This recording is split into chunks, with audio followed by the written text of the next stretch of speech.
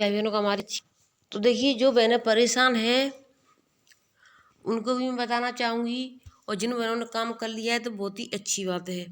सबसे पहले तो मैं बताना चाहूँगी, जिन भाई बहनों ने अगर शाम की वीडियो नहीं देखी है तो उसको जा कर के देख लें, उसमें इम्पोर्टेंट काम है।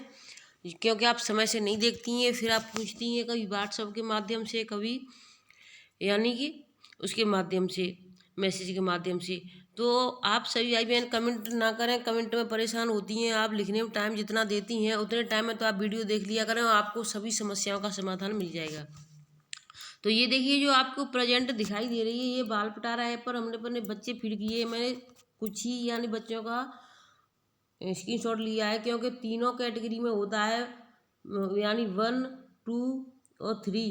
कैसे होता है कि यानी 3 से 4 वर्ष का एक अलग से होती है, फिर 4 से 5 की अलग होती है, और 5 से 6 की अलग होती है। इस तरीके से फर्स्ट, सेकंड, थर्ड, यानी pre primary first, pre primary second, pre primary third, इस तरीके से वहाँ कैटेगरी वाइज बच्चे होते हैं। तो देखिए, हमने इसमें प्रेजेंट एब्सेंट लगाना भी शुरू कर दिया। शुरुआत में हमने सिर्फ 3 बच्चों की लगाई थी, क्योंकि 3 बच्चे ही ऐड किए थे, फोटो से करने हैं। फिर उसके बाद में बच्चे हमारे बढ़ते गए हैं।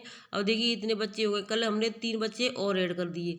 कुछ भाई बहनों की समस्या है कि बच्चे ऐड क्यों नहीं हो रहे, तो देखिए आज हम फिर एक आध बच्चा ऐड करके आपको बताएंगे, अगर समय मिलता है तो।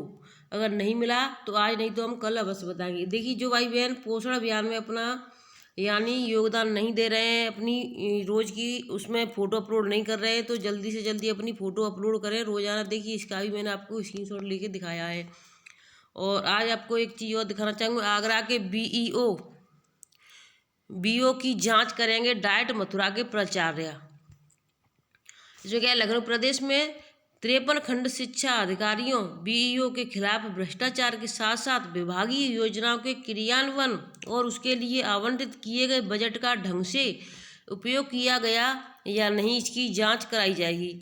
यानी जो पैसा आता है कार्य के लिए, उसमें उन्होंने लिए लगाया है या उस पैसे को अपने पर्सनल खर्च में यूज किया, और ऐसे ही सरकारी कागजों में यानी चढ़ा दिया कि हाँ ये कार्य पूरा हो गया, तो इसकी जांच कराई जाएगी 53 खंड शिक्षा अधिकारियों की। और इसके लिए कितनी टीमें बनाई गई हैं? महानिदेशक स्कूल शिक्षा विजय किरण आनंद की ओर से 33 टीमें गठित की गई हैं। अब देखिए, 1 2 नहीं, 33 टीमें लगाई गई हैं 53 खंड शिक्षा अधिकारियों के लिए। क्योंकि अब औचक निरीक्षण चल रहे हैं, तो जब 33 जो टीमें लगाई गई हैं और 53 खंड शिक्षा अधिकारी हैं, तो हो सकता है आपके स्कूल में भी वहाँ से, क्योंकि जो चीज़ें देखने आएंगे वो कागजों में तो भी वहीं उस पर देख सकते हैं, लेकिन जो जिन्होंने काम कराया होगा वो स्कूलों में कराया होगा, तो स्कूलों की जांच करने वो अवश्य आएंगे। तो सभी बहनें अपना समय से केंद्र खोलें, और जो बहनें पोषण ट्रैकर पर कार्य नहीं कर रही हैं तो करना शुरू कर दें। मेन चीज़ चल रही है, हर ज़िले से 200-300 आंगनबाड़ियों की लिस्ट बनाई गई है कि इन आंगनबाड़ियों को चिन्हित कर लिया गया है। क्योंकि आप जो कार्य करती हैं वो सबसे पहले आपकी सुपरवाइजर देखती हैं ऑनलाइन, उसके बाद में सुपरवाइजर के बाद में सीडीपीओ, फिर डीपीओ जिले पर, उसके बाद में देखा जाता है निदेशालय पर कि काम ऑनलाइन हो रहा है कि नहीं हो रहा है। अगर आपका कार्य ऑनलाइन नहीं हो रहा है तो आपको बहुत जल्दी निकाल दिया जाएगा, क्योंकि हर जिले से 200-300 आंगनबाड़ियों की लिस्ट बनाई गई है जो पोषण ट्रैकर पर कार्य नहीं कर रही हैं। तो आपको नहीं आता है तो आप अपने बच्चों से या किसी और से करवाइए, लेकिन ऑनलाइन जब तक आपको अपनी नौकरी रखनी है आपको ऑनलाइन कार्य करना ही होगा।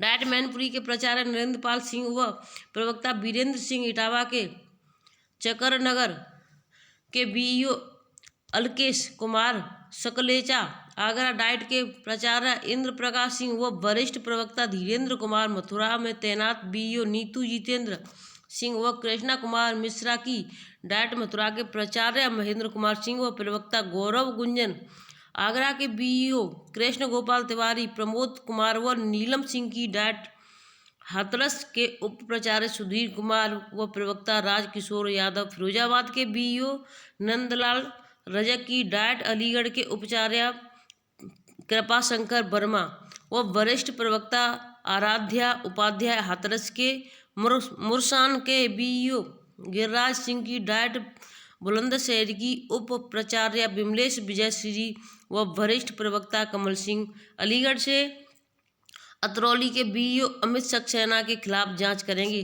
तो यानी जो बीईओ कितने हुए, 53 बीईओ हैं, 53 खंड शिक्षा अधिकारियों के वहाँ पर, तो इनकी जांच करेंगे। और ऐसा नहीं है कि उसी जिले का, अलग अलग जिले के अधिकारी इनकी जांच करेंगे। यानी कोई मथुरा से है तो वहाँ का कोई और करेगा, आगरा का है तो वहाँ से उनकी कोई और करेगा। तो देखिए जो आगरा की हैं उनकी हाथरस के करेंगे।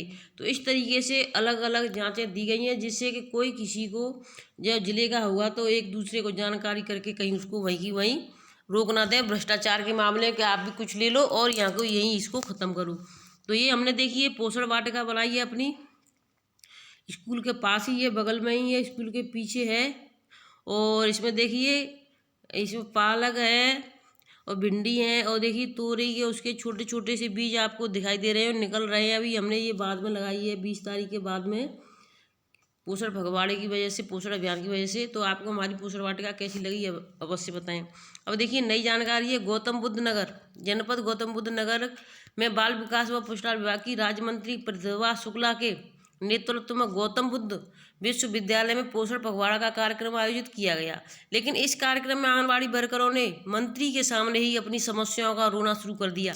अब देखिए जो समस्या है उसको बहने मंत्री हो या फिर मुख्यमंत्री हो या प्रधानमंत्री हो, उनको बताना तो होगा, लेकिन उनको दिखता सब है, बताओ या ना बताओ। कुछ लोग वैसे तो जानकारी होते हुए भी नहीं बोलते हैं, उनको पता है, लेकिन क्या करें, मजबूरी है बहनों की कि 6,000 रुपये में बहनों के कम से कम 1,500 रुपये के किराए भाड़े में चले जाते। कभी इस मीटिंग में आ जाओ, कभी इसमें आ जाओ, कभी इसकी फ़ोटो स्टेट कराओ, कभी उसकी कराओ, और वहाँ से उसके ऊपर उनके ऊपर कुछ न कुछ समस्याओं का समाधान नहीं होता है और समस्या बढ़ती जाती हैं।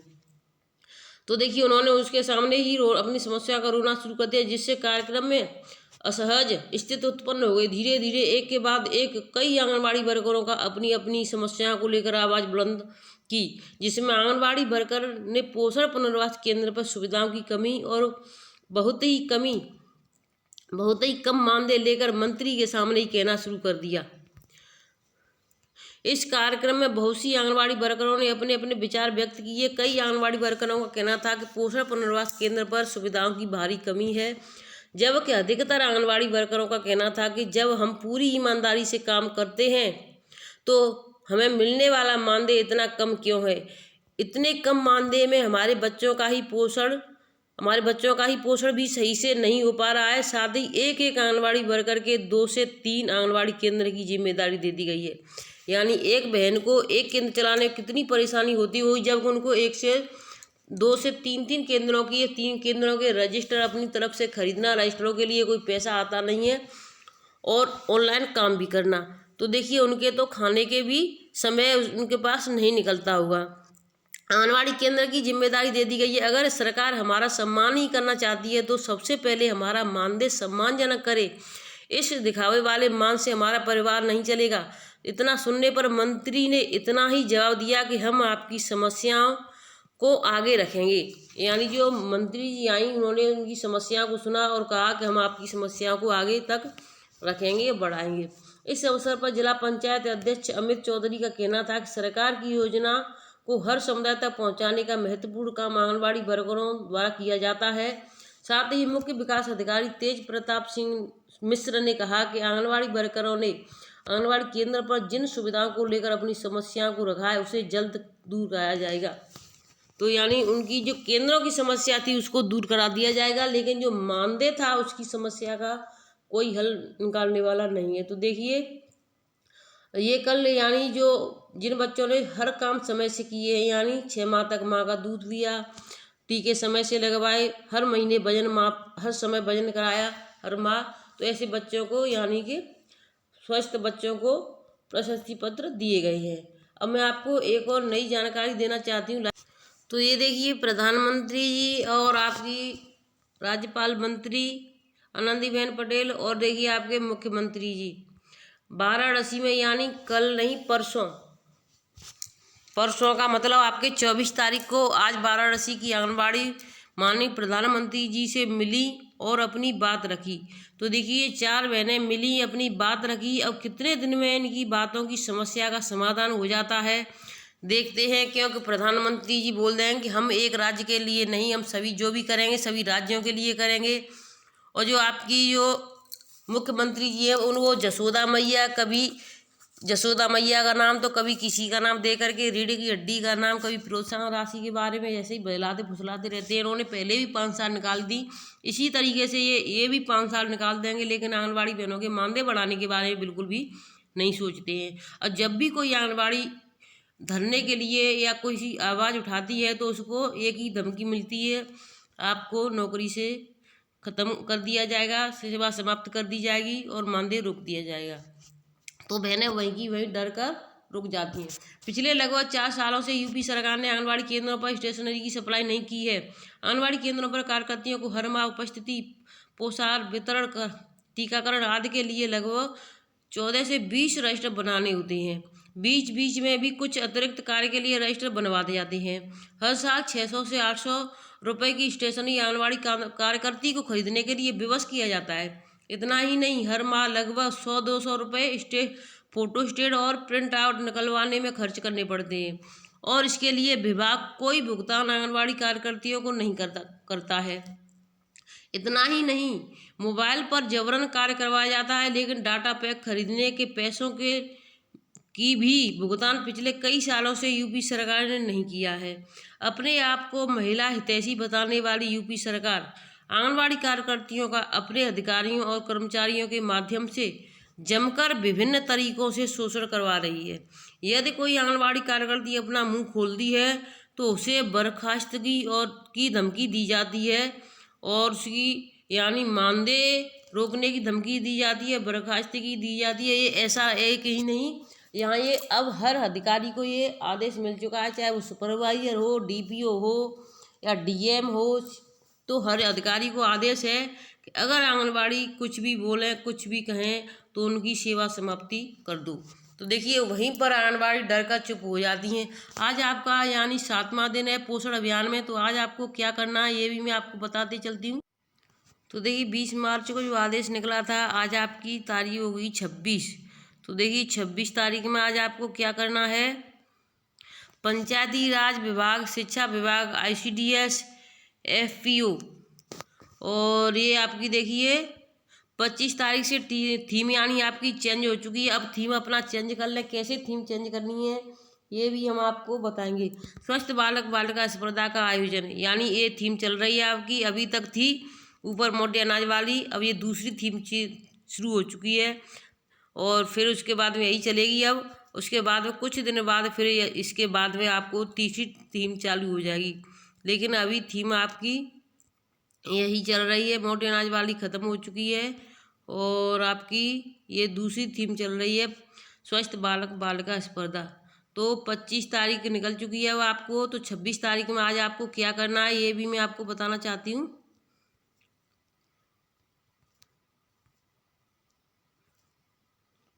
तो देखिए 25 तारीख में सिर्फ इतना ही है, पुरस्कृत करना था, तो हमारे यहाँ पर बच्चों को पुरस्कृत कर दिया गया है। बच्चों को पुरस्कृत करने के मानक निम्नवत होने चाहिए, यानी जो मानक होने चाहिए वो मानकों के हिसाब से कल बच्चों को पुरस्कृत किया गया। अब आपकी थीम चेंज हो जाएगी सक्षम आंगनबाड़ी केंद्र। तो सक्षम आंगनबाड़ी केंद्रों में आपको क्या क्या करना है ये भी हम आपको बताएंगे।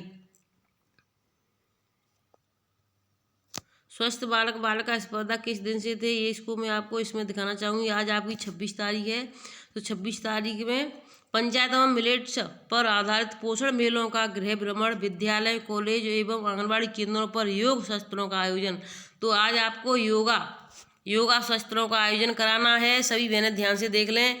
और गृह भ्रमण और पोषण मेलों का यानी आयोजन, जहाँ जहाँ कहीं पोषण मेलों का हो रहा हुआ वहाँ पर पोषण मेलों के आधारित यानी इसकी मोटे अनाज के बारे में जानकारी देनी है। और आज आपका योगा दिवस है, तो योगा दिवस की फ़ोटो डालें और अपने उस पर पोषण अभियान पर अपलोड करें।